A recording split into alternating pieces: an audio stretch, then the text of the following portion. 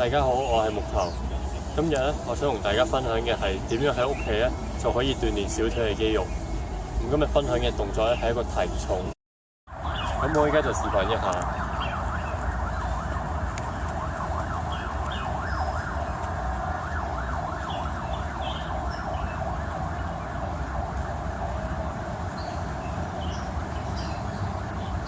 如果大家想增加強度嘅話咧，可以試下用單腳嚟練習。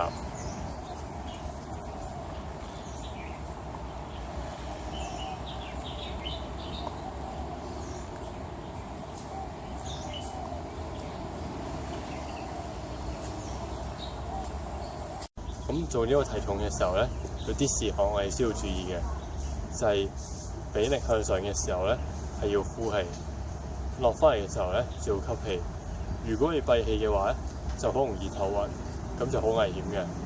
另外咧，我哋做呢個動作嘅時候咧，係前腳掌踩喺個架上面，咁你腳踭咧係凌空嘅。咁大家喺屋企做嘅時候咧，用一啲穩固嘅嘢去做就可以噶啦。咁咧，我哋上嘅時候咧，係盡量上高，即係盡量趌高嘅。落嘅時候咧，個腳踭咧就會低過腳尖嘅。咁至於落到幾多咧，都係因人而異嘅。咁我哋咧全程做呢個提重嘅時候咧，個身都係要直，同埋唔好前後擺動。咁咧，我哋做呢一個直腳嘅體重咧，係主要係針對呢個腓腸肌去鍛鍊嘅。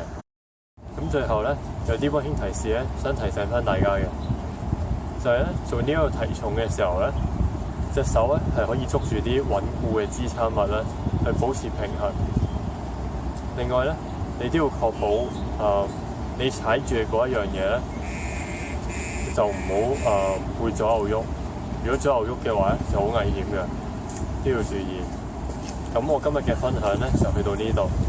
如果大家中意我嘅影片嘅話咧，就可以訂閱我嘅頻道同埋分享俾朋友睇。多謝大家。